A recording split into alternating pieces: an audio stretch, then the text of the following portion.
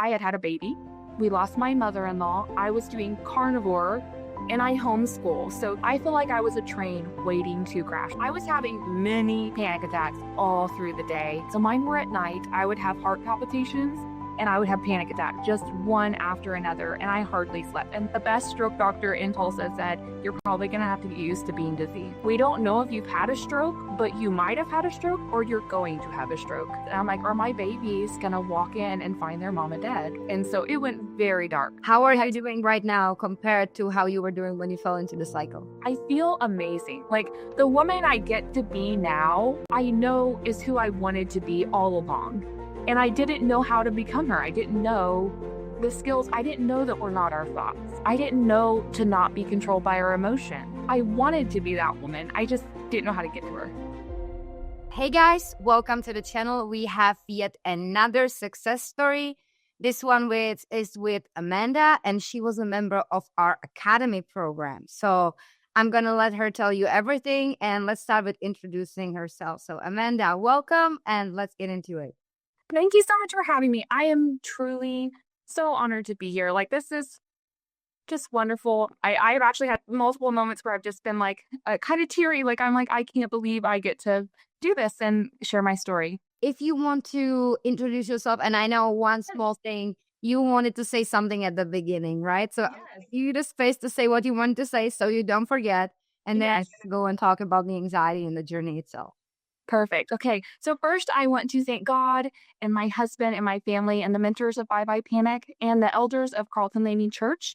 I know that my story is going to resonate with a lot of you, and I feel like I'm a miracle and that my heart is just full of joy and gratitude for this journey. Everything that it changed in me and how it grew me, and the woman I get to be now. I'm just very grateful. Thank you for loving and supporting me. And here, let me tell you a little bit about myself. So I'm Amanda.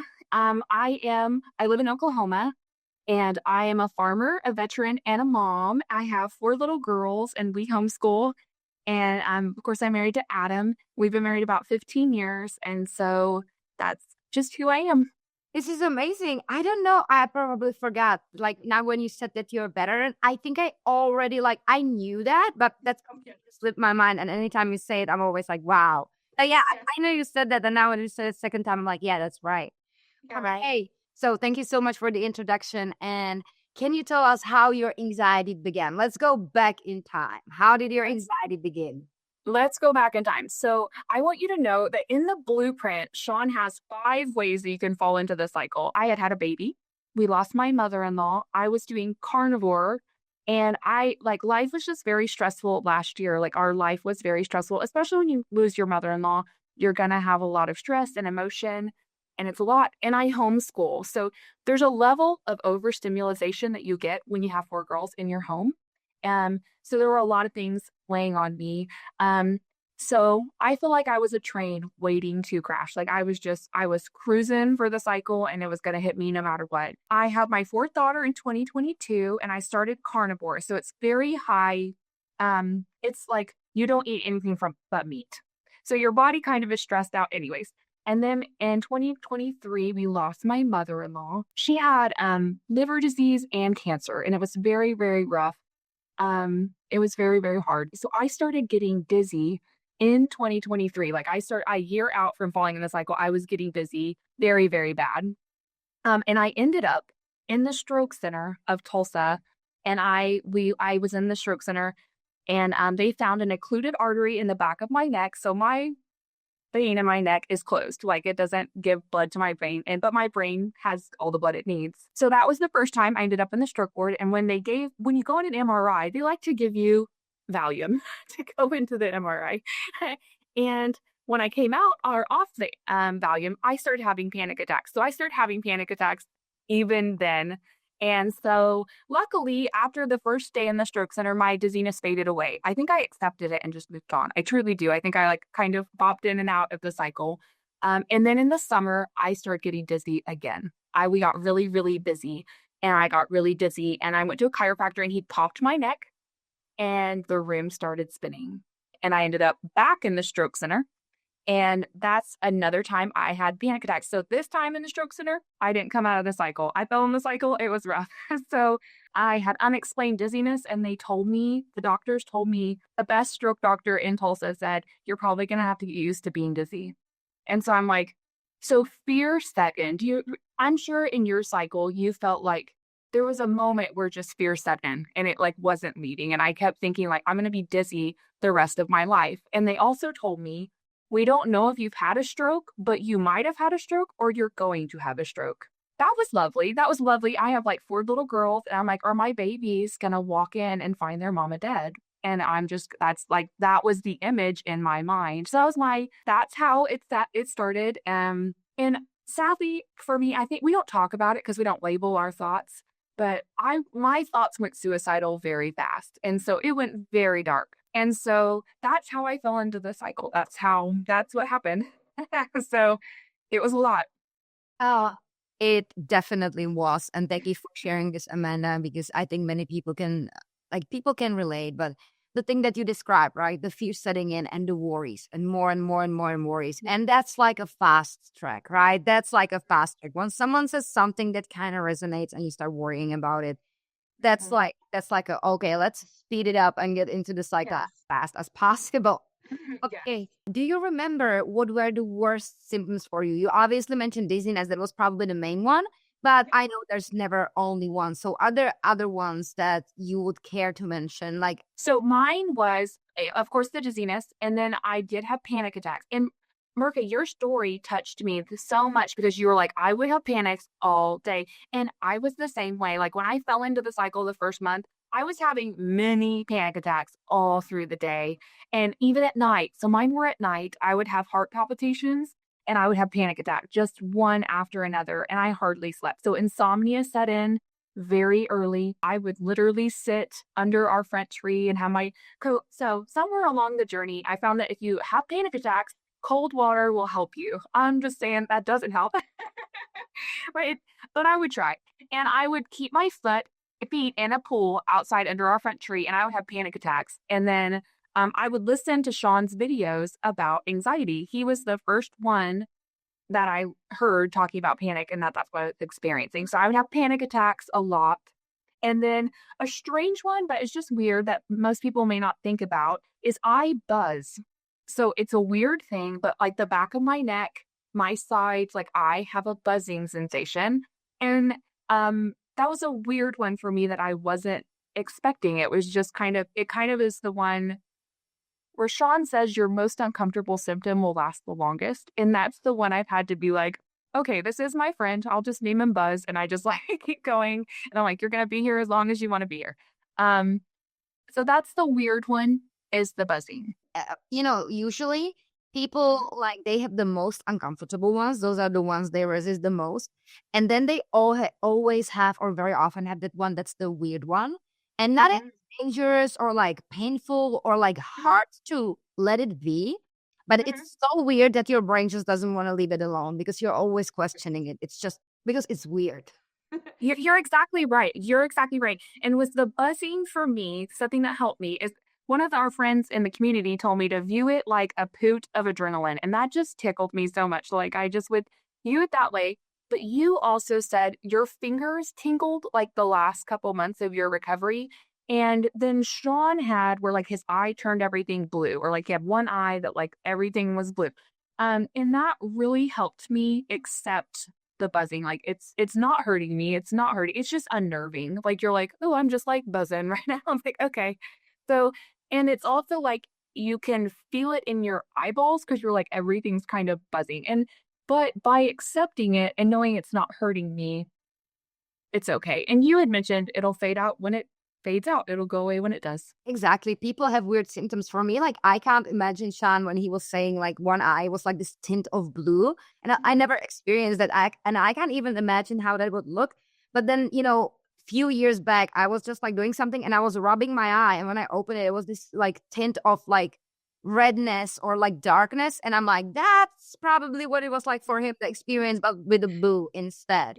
So it kind Yes, of made me relate, but I think, we all have like symptoms and some of them are going to be outright weird. And it's not that they are painful or like that uncomfortable, but just because they are weird, it's like you always question them because it's like, oh, this is so weird. This is the it weirdest is. thing It ever. is. So we spoke about how your anxiety started and what symptoms you hated the most, Yes. the worst. Yes. And now I want to know, before you found Sean and the videos, what Mhm. else, if anything, what else did you try to solve the anxiety? So I was doing carnivore. I did do carnivore for like 2 years. And the funny thing is, I think they tell you that you won't have anxiety if you're doing carnivore. Well, for some reason, mine was very heightened. Oh, and something I didn't mention is I had bulimia. I'm a recovered bulimic now, but I had struggled with bulimia for, my goodness, since I was about 10. So it was a very bad eating disorder, and it followed me all through my army career and into marriage and into babies. So a horrible thing that I would try as a carnivore I would binge and purge, or I would drink wine. So there were things that I was doing that were really hurting my body when I fell into the anxiety cycle.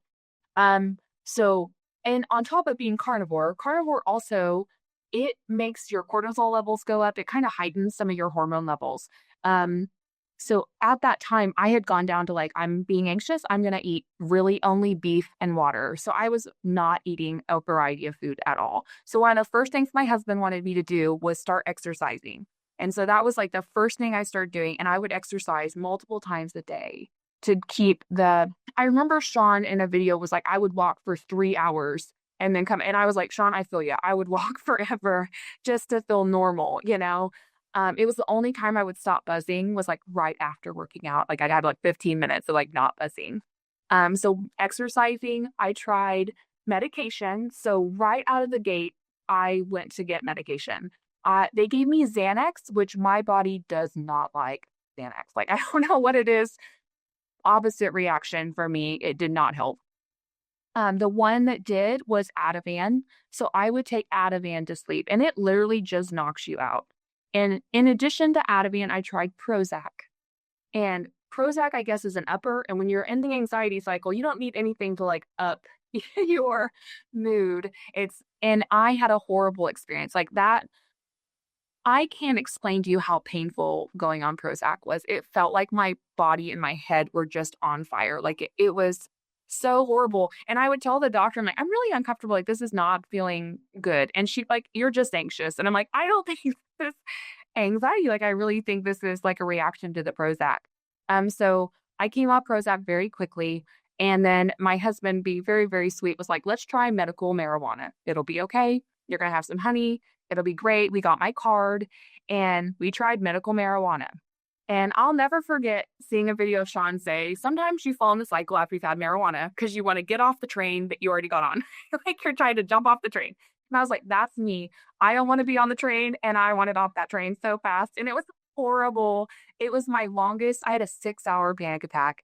My husband like sat there and would like check my heart rate and boom out of the like I'm assuming it was just over and over adrenaline rushes, like just over and over. My body would convulse and then I would kind of panic. So that didn't work. And I ended up doing Ativan at night and then hydroxyzine for about 4 months in my journey. And so, but in addition, I tried BetterHelp. I did some natural medicine and tried some IV infusions of like drowning my body in magnesium to like calm everything down. Um, but that was kind of it. So the big thing was I found Sean very early in my journey. That was such a blessing to me is that it was really early. I mean, I fell in and I found his videos. So I was listening to him very, very early. Okay, thank you for sharing that. Like, even for the short period of time before you found Sean, that's a lot of things to try. Oh yes, I was a trier. I was like, I will try everything. Like I something. mean, because sometimes you talk to someone who was sensitized for years before they found Sean, and they know about the same amount of things. But you went in town. It's like, let's solve it, right? Yes, yes. So before we go into more details, just like quick comparison, how are you doing right now compared to how you were doing when you fell into the cycle? You know, I typed up my answers and I have to, I feel amazing. Like the woman I get to be now, I know is who I wanted to be all along. And I didn't know how to become her. I didn't know.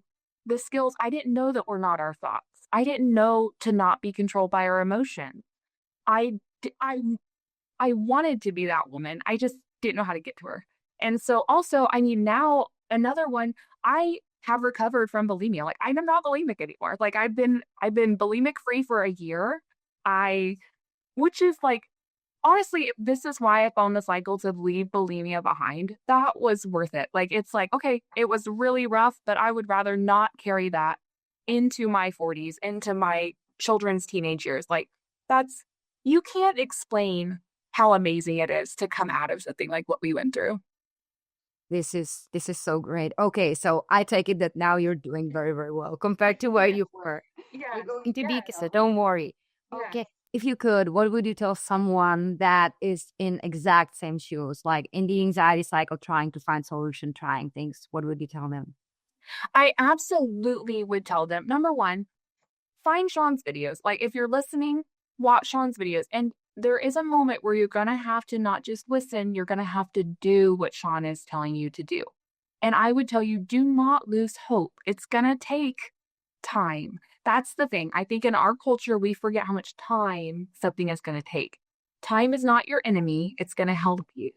And so don't lose hope. There is so much support available now. Like, I mean, when Sean was going through, there was nothing. When Mirka was going through, there was literally just Facebook. So, like, now there's so much support. And I would say, join Bye Bye Panic, be part of the community. But I would also say, do not stop living. Like, if you are in this cycle, keep living, even if it stinks so bad every day. If you're panicking all day, just don't stop living. Keep going. Like Sean said, I found that video really early and he said, responding happens while you're living. And I just kept going. So I never stopped living. So even having panic attacks, I would be driving my kids to gymnastics and I'd be having a panic attack in the gymnastic place. And I would be like, I have to keep going. And that's what I would tell people. I would just don't lose hope. Like I know it sucks so bad. I can't even tell you how bad it sucks. But don't stop living. It's okay. This is honestly so good what you said, because sometimes we get like new members, and of course when we're members and we have the first one-on-one calls with them, we're asking about anxiety, like short introduction, and very often they say, I'm still doing everything because I have to. Nobody's going to do it for me, and they almost sound like they're angry that they have to live. And in Yeah. my mind, because I went agoraphobic very quickly after my first panic attack, and I stayed agoraphobic for a little over a year, and then it was so hard to start going out again. And in my mind, I'm always like, I know it hurts, but you don't know how lucky you are. Yes. Yes. So I tell my husband and I were sitting outside in our yard yesterday and Adam was talking to me. He's like, babe, you don't remember how bad it got. And I said, I kind of do, but I kind of have forgot. Like I do. And that's a blessing. I think it's good that we kind of forget how bad we got. Um, and he was telling me just how much I had overcome. And I told him, I was like, I feel like it was a blessing that I was married and I had my girls because I didn't have the option to just hide. I didn't have my girls needed me. They needed to do school. My husband needed me to take care of him. And all of that was a blessing. You're right. Having a life to keep pulling you on, like I would now I see the blessing in it and I'm glad I didn't stop living. When you started this answer, you mentioned time. And I Yes. know people are going to be curious. So I don't like to ask this because I know it doesn't matter. And I think you at this point know it doesn't matter. But people that are starting out and looking for solution, it matters. Yeah. So I would like, for you to tell everyone how long you've been with us, how long you're working on your recovery. And people will ask, does he still have symptoms? So if you can answer that too, because they will ask. Of course, of course. I actually do not mind sharing that because I know you're curious. And people are curious. So I joined Jumpstart in September of last year. So 2024 September. And I joined Academy in October. So I've been doing the program for like I just had my 7th month. I call it my anniversary. Like that was my 7th month. I recovered probably within 5 months, maybe even 4. Um, I I just stopped caring. There was a moment where I just didn't care anymore. I was responding really well. You told us like there's 3 things to focus on besides just the symptoms going away, and I focused on those things. So I recovered pretty fast. But you know what? Some people will think that's such a long time. But for me, I knew I don't want to do this again. I want to do this one time. Like I was like, I would rather it take a long time and never ever fall back into the cycle than have rushed my recovery and been like, well, I'm one way, and then it come back in 5 years because I didn't learn how to actually do take care of myself. So And it's so funny that you say, that you say some people will say that's such a long time, and you say it was like around 6 months. You're a year faster than me, and I still don't think with myself it took such a long time, because the fact is, when you're living and when you're really focusing on the right things, the time just passes, because recovery is not a waiting game. You it's should not. be waiting. You just live with the symptoms and you learn not resist to them, and that's the most important thing you need to Yeah. learn. So, Yeah. like, when you know that you know how anxiety works, you're able to respond to the symptoms even when they are there, and you're able to refocus and do everything that you would do otherwise. Yes. What is there to wait for? Yeah, And there's no waiting. There's no waiting at all. Like life takes back over. And I honestly, I think it was December that I thought I'm on my way. Like I just remember being like, I'm already here because I had a beautiful December. Like I was like, oh, I've celebrated the holidays and I don't remember the bad moments. Like when I stopped remembering the bad moment, I was like, okay, I'm on my way. When I was only remembering like the good things that had happened in the month, that was a big deal. and I think that's the thing, because when you really learn, I always say knowledge is one of the important like cornerstones, right? Yeah. You need to know how anxiety works, how your body works, how your brain works. When you learn that and you combine it with responding properly and focusing on the right things, when Yes. you do all of that, periods turn into Yes. moments, exactly as you said. Are those are they still there every day? Sometimes, yes, but it's moments. It's a blip. Yes. It's like a moment. It's a couple minutes, few minutes. You talk to yourself, you refocus, boom, it's gone. It's not Yes. like I had panic attack and then I felt terrible for 2 weeks straight. No, it turns into moments when you know what is happening, why it's happening, and how to respond. Yes. So it's really not that big of an issue that recovery takes Mhm. time. It's Yes. moments. It is moments. Yes. Yep. And it helps so much. So I took 7 months to recover. And if anybody is wondering, I was on Ativan for a month and I came off of Ativan for a month. So if anybody's, and that was very early in my journey, I came off medication as fast as I could because I realized it was fixing. No matter what I told myself, I knew any medication was fixing. So I also took hydroxyzine to sleep. And I took that for like 2 months because remember, that was a hard one for me. You always told me I'm going to have to accept not sleeping. And it was hard. It was really like, I say that and it's an understatement. It was so hard. So when I came off sleep meds, I've been off sleep meds for 3 months now, maybe four. And that was a big deal to come off those sleep meds and like let my body go through the panic of like, I might not sleep.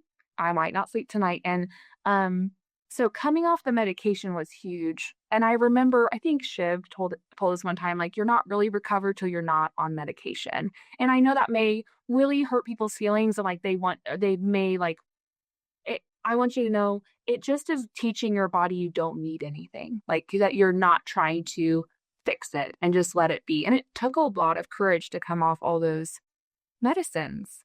Are But you sleeping now? Just curious oh how you're yeah, sleeping. I sleep better than I'd ever slept in my entire adult life. Like I've never been a good sleeper. And I realized that coming through the cycle. Like I was like, oh, I've always like taken, allergy meds to sleep or some melatonin. And now I don't force when I fall asleep.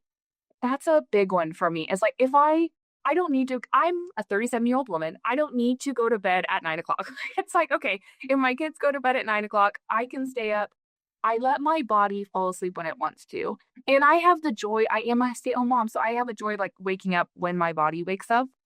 And I'm gonna let my body do that for a while as I recover. Like I'm not gonna be messing with when my body wants to sleep and wake up. I'm like, I'll just let it do what it wants This to is do. amazing. This is amazing. And I think this is going to be nice to hear for people that struggle with insomnia, because I know with anxiety, insomnia is one of the hardest symptoms, because when we don't sleep enough, and you have babies, you have kids, so you Yes. know what happens when babies don't have their sleep.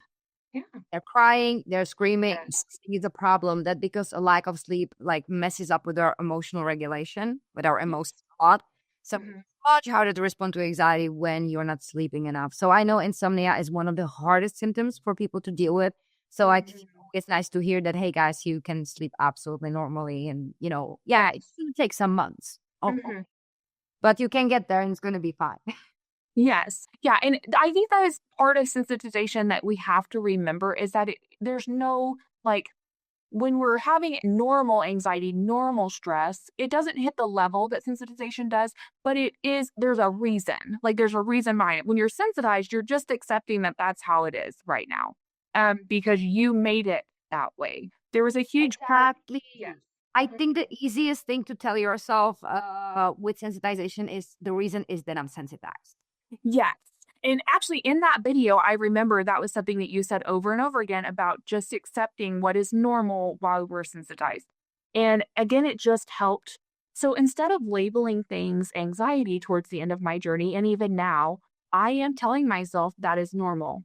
And I'm telling myself, like, no, that is not a bad symptom. That is normal. My body is doing something.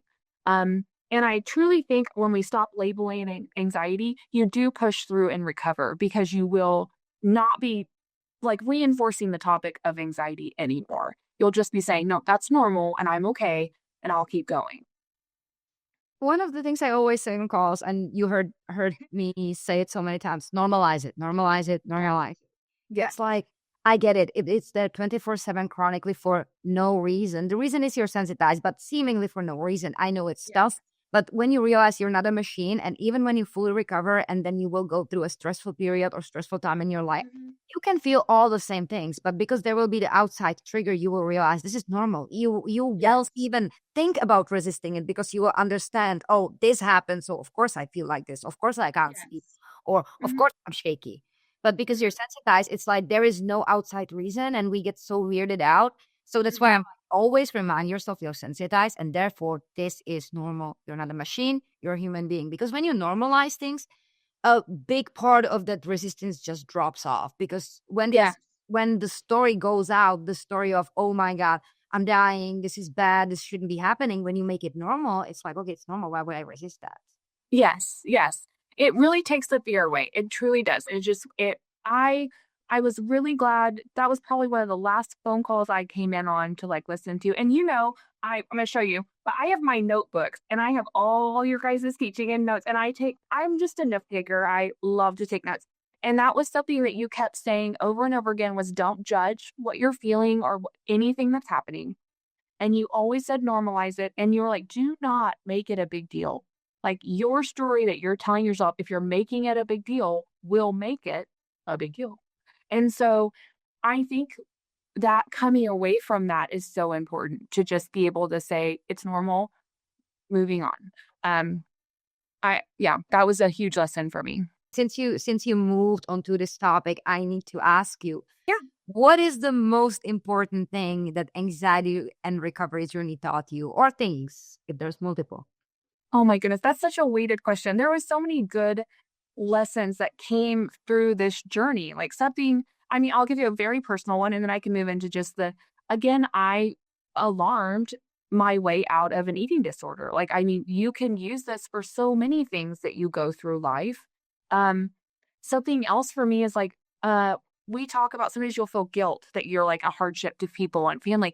And it made me realize I'm not a super mom. Like, I'm not superwoman. I'm not a super mom. I have limits and I sometimes need help. And like, I'm not going to raise my girls all by myself in a little cocoon.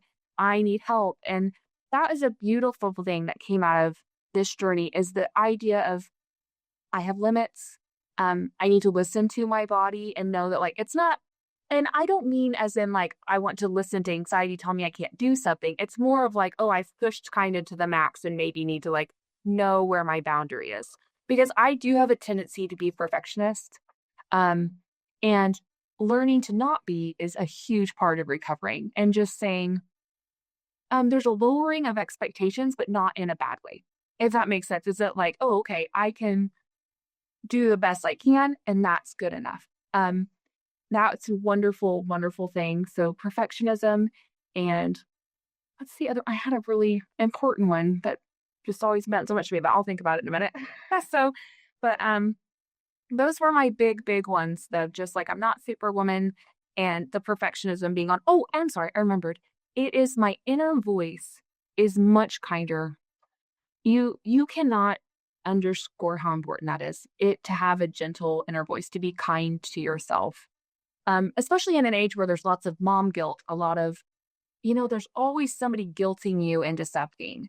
And to be able to, like you said, when you would have moments of anxiety, like your voice is a little bit more, I love it. It's like very doesn't take anything. It's just like you're like, nope, I'm so what? Like I don't care. I'm gonna keep going. And where mine, I've learned to just be gentler on myself of like, nope, you're doing the best you can.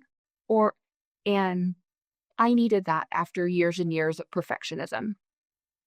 This is why I always say when people are new and they ask, okay, what should I tell myself in this moment? What should I tell myself in this moment? And I'm like, I can give you suggestions, but you have to find your own voice because we Mhm, all have different backgrounds, and what works for me won't work for you. And what you need is not the same I need.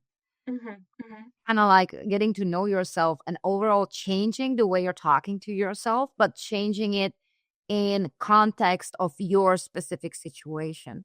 So solution Yes. is definitely the same, but the way Mhm. to get there are going to be different person from person. Yes, and I always loved your examples of self-talk to yourself because it helped me because I do actually hear your voice in my head. I hear Shib, I hear Heather, I hear Vicky. Like I hear them because I liked their responses. But yes, I did have to tweak it for myself and I realized who do I want to be in my head because that will be who my kids hear in their head. Like I want to be gentle on me, so the voice going into my girls is more gentle. So I also anxiety did that, just the changing of like are my response to my children of learning, oh, I do have a moment before I respond. I can be gentler. I don't have to respond in anger. Not that I'm perfect by any means. So it's just always, this is a lifelong process, but just knowing you always have a moment and a choice how you respond. One thing I noticed with moms, because at this point we had hundreds and hundreds and hundreds of members throughout the years. And what I noticed with moms is they very often are perfectionists. They are Mhm, trying to be super moms and they are trying to always like go over their limits. And they have a lot of guilt because mhm, there's a lot of like writing on them. And I think I can't really relate. I'm not a mom, but I think there's a lot of this, like I have those like tiny, tiny people that can't take care of themselves and they are all relying on me. So I yes. identify with moms, they are very often perfectionists and there is a lot of guilt. Mhm. And that's why I think that for moms, what always helps, and it was actually Heather who kind Oh, of yeah. got me to that idea. Mhm, When it's a mom, I always, and they are like, oh, I'm dealing with guilt and this and that. And mhm, in my head, right, it's these thoughts, what about this? And you're not good enough. And what about that? mhm. And I'm like, is this how you would talk to your own kid? And Yes. they're like, no, no Mhm. way. And I'm like, then start talking to yourself like if you were talking to your own kid. You're exactly right. You're exactly right. And that really did help the inner voice calm down. And I honestly, the relationship with anxiety had to shift because I did have to start seeing it as like a misguided friend, somebody who's just trying to keep me safe. And that I think if you respond ugly to your anxiety, it's still a form of resistance. So, like, let's say something happens and I'm like, dude, go away. Like, Shiv always taught us that, like, treat them like an unwanted guest, but not, or like unwelcome, but you're still kind to them. So that shifted the way I would say, like, no, thank you. Or like, I try to respond kindly because I'm not mad at myself for trying to keep me safe. I don't want them to think like I try to view that as my child. Like I wouldn't like answer my daughter annoyed. Like I'm annoyed you're in my presence, go away. Um so I tried to tell myself like I don't want to treat my brain that way for the rest of my life. How do I want to talk to myself 5 years from now? And it would be a gentler voice. Oh, this is so nice. And again, you were quite fast compared to me. I'm getting butthurt lately because people are recovering so much faster than I did. No, this is a joke. I'm so happy for you guys, and like I don't know how long it took me. This is obviously a joke, but I like to say that.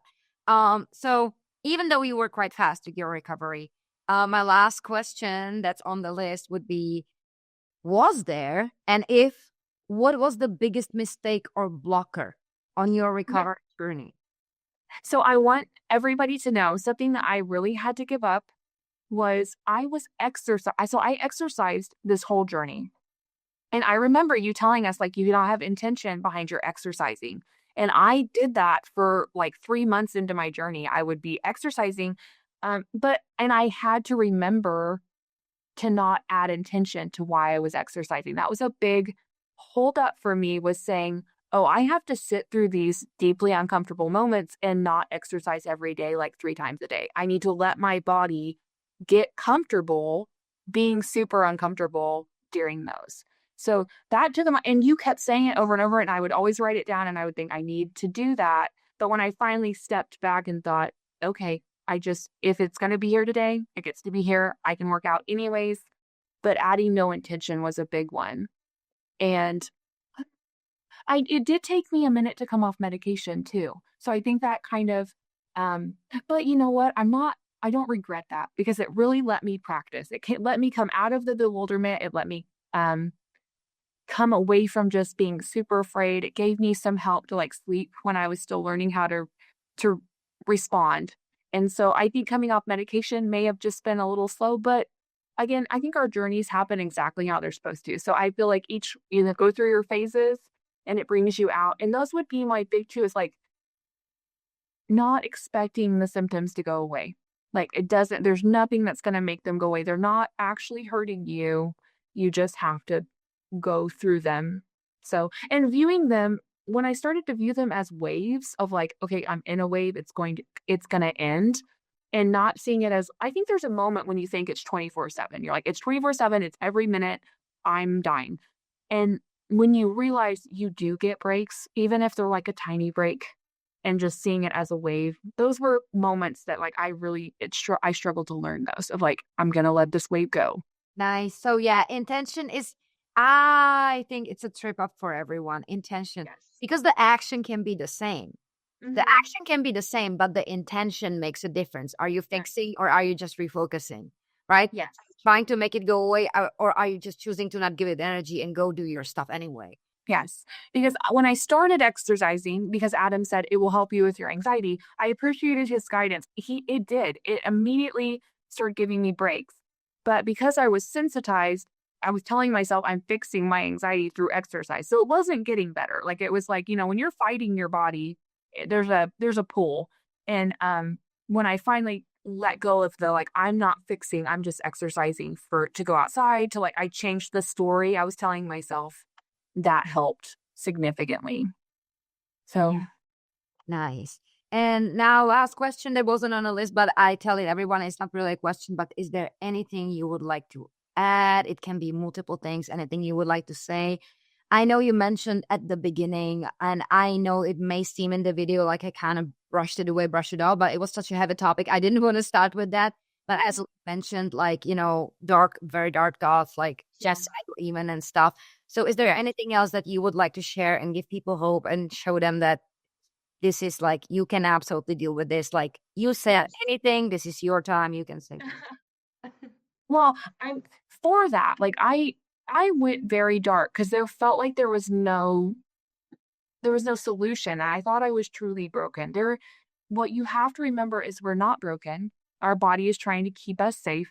And there is a joy and like so much gratitude can be found in that we are not our thoughts. They come and they can go. And even those suicidal thoughts, they're not hurting you. They can't make you do anything. There was very early in the journey, I remember thinking, I am not suicidal. I don't know why this thought is coming up. I'm not going to leave my girls. I'm not going to leave Adam. I'm not going to do that. And there's a fire in all of us that doesn't want to cave to the anxiety. We don't want to listen to it. So you just have to hold on to that joy and the fact that you will come through it. Like there will be an end. Um, I I love the video of Sean's dad. That video touched my heart so much, and I don't want to not do this interview and tell Sean's dad, thank you so much for coming on that video and telling us about your faith in Sean and knowing that he would recover. That meant so much to me. Your words about that the universe is teaching you something and that you're going to be in the dark and you're going to come out in the light. That truly, like, just touched my heart. I wrote it down and I was like, I loved that so much because for me, the person that believed in me was Adam. And he told me early, it is a joy and a pleasure to take care of you when you're sick, and I will be right here. And when he told me that, it took away all the pressure of recovering. And I knew I'll recover when I recover, but I'm going to keep going. And that's the biggest thing. Keep living, keep going, and you'll recover when you recover. That like it's the keep going, keep making memories. Like for me, I'm running 5Ks. I'm doing, challenges on my phone where I walk the Shire and like or I cross stitch. Find hobbies, keep living, and your body will turn off when it wants to. Like we can't force that. There's a um, with Dr. Claire Weeks, she often tells us like let time pass. And it always makes me laugh because I was like, oh, I would have been letting time pass for a very long time without I would have gotten so frustrated just letting time pass. So I'm glad I found Bye Bye Panic and one of your in-depth learning of anxiety, because that would have been frustrating to just be like, oh, I'm letting time pass for a long time.